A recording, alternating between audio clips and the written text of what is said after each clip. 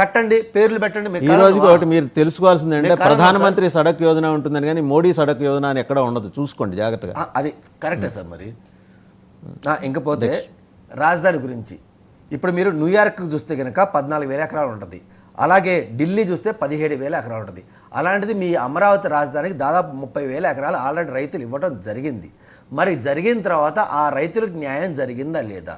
ఇచ్చేటప్పుడు రైతులకి మీరు ₹1 కాంపన్సేషన్ ఇవ్వకుండా ఆ రోజు గవర్నమెంట్ ఇచ్చిన మాట ఏంది, మేము ఇది ఎవ్రీ మంత్ కానీ ఎవ్రీ ఇయర్లో కానీ మీకు ఒక కౌలు పే చేస్తాం, అలాగే డెవలప్మెంట్ అయిన తర్వాత ఒక సైడ్ ఒక ల్యాండ్ ఎంతో కొంత పోర్షన్ మీకు ఇస్తాం, అంతేగాని ₹1 ఇవ్వని చెప్పి మీరు గవర్నమెంట్ తీసుకున్న తర్వాత ఇంతవరకు ఆ ల్యాండ్ ఎక్కడ ఇస్తున్నారు ఏంటి ఎంతవరకు డెవలప్ అయిందో ఇంతవరకు చూపెట్టలేదు. ఇందాక పెద్దలు చెప్తా కూడా ఆ రోజు వైసీపీ గవర్నమెంట్ వచ్చిన తర్వాత మీరు రాజధాని మారుస్తుంటే రైతులు ఒక ఉద్యమం, నాకు తెలిసి నేను చూసిన అతిపెద్ద ఉద్యమం అంటే అమరావతి ఉద్యమం. రైతులు కష్టపడి ఎంత బాగా ఉద్యమం చేశారో మేము చూసినాం. మరి ఎందుకు చేశారు?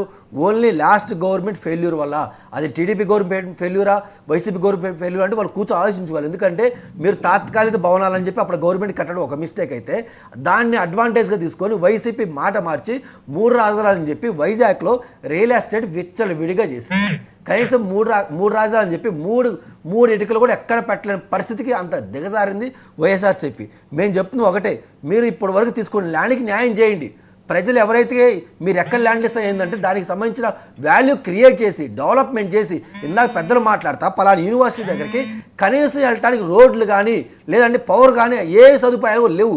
ఈరోజు రాజధాని మీరు వెళ్ళి చూస్తే సార్ కొన్ని కంపల ఏరియా కానీ రోడ్లు లేని లైటింగ్ లేని ఏరియాలు ఎన్నో ఉన్నాయి సార్. తీసుకొని 30,000 ఎకరాలకి న్యాయం చేసిన తర్వాత మళ్ళీ ఇంకో 30,000 ఎకరాలు వెళ్ళండి. ఇన్కేస్ ప్రజలు ఇస్తారని వాలంటరీగా ఒప్పుకుంటే వాళ్ళకి తగిన న్యాయం చేస్తారంటే మీరు వెళ్ళాలని చెప్పి కాంగ్రెస్ పార్టీ తరఫున మేము బలంగా వాయిస్ వినిపిస్తున్నాం సార్.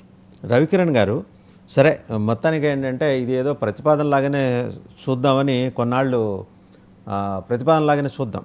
సరే నెక్స్ట్ సబ్జెక్ట్లోకి వస్తే కనుక మీరు చూసుంటారు ఏంటండి land mafia, sand mafia, mining mafia, liquor mafia, real estate mafia. కేవలం మాఫియాల చేతుల్లో కూటమి సర్కారులోని దాదాపు 100 మంది ఎమ్మెల్యేలు బందీలు అయిపోయారట. నిజమేనా అండి ఇది? రవికిరణ్ గారు ఓకే, డిస్కనెక్ట్ అయినట్టుంది. మళ్ళీ వారి దగ్గరికి వద్దాం. ఒకసారి మీరే సార్, ఏంటి మాఫియాలే పరిపాలిస్తున్నాయా సార్? ఎందుకంటే 2-3 చాలా సీరియస్గా ఇన్వాల్వ్ అయిన సెఫాలజీ సంస్థలు అంటే లబ్ధప్రతిష్ఠులు వాళ్ళందరూ కూడా చేసిన వాళ్ళు ఐఐటియన్స్ 2-3 సర్వేలు సిమిలర్ ఇది లెక్కలు చూపిస్తున్నాయండి. దాదాపు ఒకళ్ళు 70 అంటే ఇంకొకళ్ళు 100 మంది అంటున్నారు. అంటే నిజంగా అంతగా మాఫియా రూల్ చేస్తుందా? 10 నెలల్లోనే అసలు ఎలా అంటారండి? నాకు అర్థం కాదు. కుట్ర కదా ఇది కూటమి ప్రభుత్వం మీద. ఇప్పుడు 10 నెలల్లోనే మాఫియా బలపడిపోతుందండి సార్. వాళ్ళు చెప్పారంటే ఎంతో కొంత వాస్తవం ఉందని చెప్పి మనం అనుకోవాలి. Point number 1. దీని వెనకాల వైసీపీ అన్న వాళ్ళ చేత సర్వేలు చేయిస్తుందా? నాకు అది కూడా అనుమానం ఉంది. చాలా మందికి ఉన్న అనుమానం నేను మీ దగ్గర వ్యక్తం చేస్తాను. గ్రౌండ్ లెవెల్లో సార్ చాలా మంది కార్యకర్తలు కానీ నోటర్లు కానీ కూటమి ప్రభుత్వం మీద అసంతృప్తి ఉంది. అంతేగాని జగనన్న మీద ప్రేమ లేదు సార్. ఆయనకి ఏదో మళ్ళీ ఓటేసి ఆయన తీసుకొద్దామని లేదు. ఎందుకు అసంతృప్తి ఉందంటే దానికి చాలా కారణాలు ఉన్నాయి సార్. అందులో ఇందాక మీరు అన్నట్టు కూడా వీళ్ళు ఏదైతే జగన్మోహన్ రెడ్డి గారి దగ్గర ఉండి క్వార్టరీ నడిపి స్కాములు చేసి ఒక మాఫియాను సృష్టించారో అందులో కొంతమంది లోకల్ ఎమ్మెల్యేల దగ్గర కూడా వెళ్ళి, అంటే ఆ రోజు వైసీపీలో ఎవరైతే ఎమ్మెల్యేలు ఉండి భూ స్కామ్ దగ్గర నుంచి లిక్కర్ స్కామ్ నుంచి శాండ్ స్కామ్ వరకు చేసి సంపాదించారో వాళ్ళే గవర్నమెంట్ మారిన తర్వాత ఆ పెద్ద మనుషులే మళ్ళీ టీడీపీ ఎమ్మెల్యేల దగ్గరికి వెళ్ళి సార్ ఇలా చేద్దాం, ఇలా చేస్తే మీకు ఇంత రెవెన్యూ వచ్చింది, మీరు 50 కోట్లు 100 కోట్లు పెట్టారు కదా, ఇలా చేసుకుంటా పోతే మీకు 5 ఏళ్ళలో 200 కోట్లు 300 కోట్లు మీరు సంపాదిస్తుంది సార్, మాకు ఇంత కమిషన్ ఉంది. అంటే వీళ్ళు ఏం చేస్తున్నారంటే వెనకటికి కొన్ని గుజరాత్ సేవింగ్స్ ఇలాంటి కొన్ని ఆర్గనైజేషన్స్ ఉంటాయి. మీరు పెట్టే పెట్టుబడికి 5 ఏళ్ళలో రెట్టింపు అలాంటి స్కీములు ఏమైనా వస్తాయి? అలాంటి స్కీములే ఇక్కడ ఉన్నాయి సార్. ఎందుకంటే మీరు నిన్న కాక మనం చూస్తే చంద్రబాబు నాయుడు గారి గౌరవ లేదా పవన్ కళ్యాణ్ గౌరవ ఎమ్మెల్యేల మీద సీరియస్గా ఉన్నారు. మీరు ఇలాంటి ఎంకరేజ్ చేయొద్దు, వైసీపీ వాళ్ళు దగ్గర రానివద్దు, దగ్గర రానిస్తే వాళ్ళకి 11 వచ్చి మనకు 10 సీట్లు వస్తాయని చెప్పి భయపడుతున్నారు సార్ ఇప్పుడు.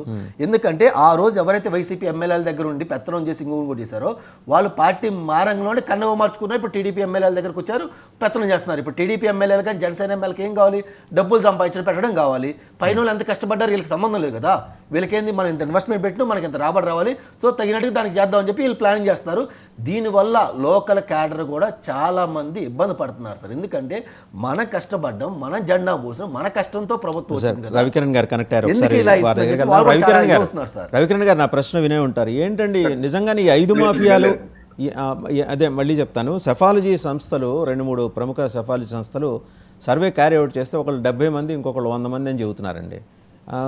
ఏమని, వీళ్ళ మీద అసంతృప్తి ప్లస్ వ్యతిరేకత లేదా అసంతృప్తి ఆరు వ్యతిరేకత ఉండి మళ్ళీ 2029కి వీళ్ళనే కంటిన్యూ చేస్తే మాత్రం నెత్తిని చెంగేసుకోవాల్సిందనే పద్ధతిలో వాళ్ళు రిపోర్ట్స్ ఇస్తున్నారు. ఇన్ని మాఫియాలు 10 నెలల వ్యవధిలో బలపడటం అనేది సాధ్యమా? నిజంగా అన్ని మాఫియాలు ఉన్నాయా, లేకపోతే ఏమన్నా వైసీపీ స్పాన్సర్డ్ సర్వేసా ఇవన్నీ? సార్ వాసుదేవన్ గారు, ఇప్పుడు మా ప్రభుత్వం వచ్చి 10 నెలలు అయింది. ప్రభుత్వం వచ్చిన 3-4 నెలలకే సదరు సెఫాలిస్టులు సఫ వాళ్ళ పనితనాన్ని చూపిస్తున్నారు. పోనీ వీళ్ళ పనితనం మొన్న 2024 ఎన్నికలకు ముందు ఏదన్నా బాగా ప్రూవ్ అయ్యి బాగా కరెక్ట్ అయిందా అంటే అందరు హ్యాండ్స్ అప్, చేతులు ఎత్తేసారు. లేదండి, అందులో ఈ ప్రవీణ్ పుల్లట్ గారు రిపోర్ట్ కరెక్టే. కూటమి వస్తోంది అని చెప్పి లెక్కాపత్రాలతో సహా చెప్పాడు. 4-5 సీట్లు అటు ఇటుగానే వచ్చింది. ఆయన కరెక్టే ఇచ్చారు సార్. ఇప్పుడు చాలా మంది వీరు కావచ్చు, రకరకాల వ్యక్తులు కావచ్చు, ఒకటి సరిగ్గా చెప్పొచ్చు, అలాగే ఇంకోటి పోయింది. చూసారా, మన గతంలో కూడా 2024లో ఆయన మన నెల్లూరు తెలుగు ఆయన కూడా ఇచ్చాడు రిపోర్ట్ ఒకటి, బాగా ఇచ్చారు అనుకున్నాం. ఆ పక్క రాష్ట్రంకి వెళ్ళేసరికి మళ్ళీ ఫెయిల్ అయ్యారు. సో ఏంటంటే దీనికి it involves lot of metrics అండి. ఇది ఏ రకమైన శాంప్లింగ్ థియరీ ఫాలో అవుతున్నారు, ఏ రకమైన ప్రొసీజర్ ఫాలో అవుతున్నారు, ఎవరు ఎంతమందితో మాట్లాడుతున్నారు, ఎంత డాక్యుమెంటరీ గా ఉన్నారు. ఒక శాంపుల్ తీసుకోవాలంటే ఎంత ఖర్చు అవుతుందో మీకు తెలుసు. కనీసం 100 రూపాయలు ఖర్చు అవుతుంది ఒక శాంపుల్. అలాంటి ఎన్ని శాంపుల్స్ తీసుకుంటున్నారు, ఎన్ని ఆధారపడి. అందుకని సెఫాలజీ అనేది ఒక నిర్ధారితమైనటువంటి అంశం కాదని చెప్పి ప్రూవ్ అయిపోయింది. ప్రీ పోల్ ఎగ్జిట్ కావచ్చు, పోస్ట్ పోల్ ఎగ్జిట్లు కావచ్చు, ఎన్ని పొరలుగా ఫెయిల్ అయిపోయినాయి.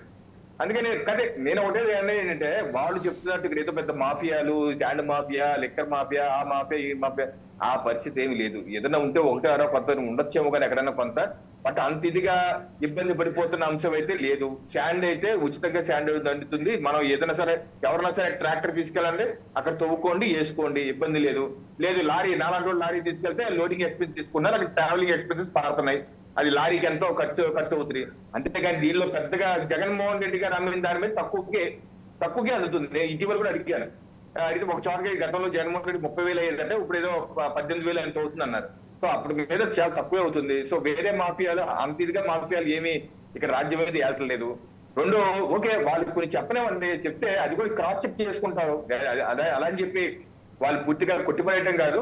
ఇవ్వండి, మీరు నివేదిక ఇవ్వండి, ఎమ్మెల్యేలు కూడా క్రాస్ వెరిఫై చేసుకుంటారు. ఒకవేళ ఏదైనా తప్పు ఏదైనా జరుగుతుంటే సరిదిద్దుకుంటాం. ఈ ప్రభుత్వం ఎంతసేపు బుకాయించి ఎదురుదారి చేసే ప్రభుత్వం ఇది కాదు. చేయటం ప్రజాస్వామ్యంలో అందరూ ఆయన స్వేచ్ఛ ఉంది. మీరు చెయ్యండి, మీ నివేదికలు ఇవ్వండి, క్రాస్ వెరిఫై మేము కూడా చేసుకుంటాం.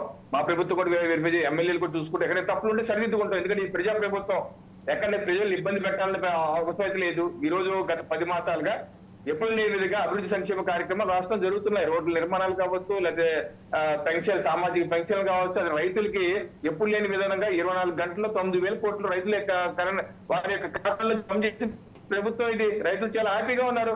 అలాగే ఉద్యోగులకి సమయానికి 1-2 తారీఖుల్లో జీతాలు వచ్చేస్తున్నాయి. గతంలో 15-20 తారీఖులు కాదు. సో అనేక అంశాలు స్కీమర్ అవుతున్నాయి. అలాగే అభివృద్ధి కార్యక్రమాలు 8 లక్షల కోట్ల వరకు పెట్టుబడులు సాధించగలిగాం. అది గ్రౌండ్ అవుతున్నాయి, ఒకటోటిగా అన్ని ముందుకెళ్తున్నాయి. అటు అమరావతి కావచ్చు, ఇటు పోలవరం కావచ్చు, అన్ని అంశాల్లో మౌలిక వసతుల కల్పన మీద కావచ్చు అత్యంత వేగంగా వెళ్తున్నటువంటి ప్రభుత్వం గత 10 మాసాలుగా. మీరు అన్నట్టండి, ఇది రివ్యూ చేసుకోవాల్సిన టైం అయితే ఉందండి. అంటే వాళ్ళు చెప్పినవన్నీ నిజాలు అనే కాకపోవచ్చు అనే దాంతో నేను ఏకీభవిస్తున్నాయి. బట్ రివ్యూ చేసుకోవాల్సిన టైం అయితే ఉంది. ఈ 5 ఆస్పెక్ట్స్లో అయితే వాళ్ళ మీద అభియోగాలు ఉన్నాయి.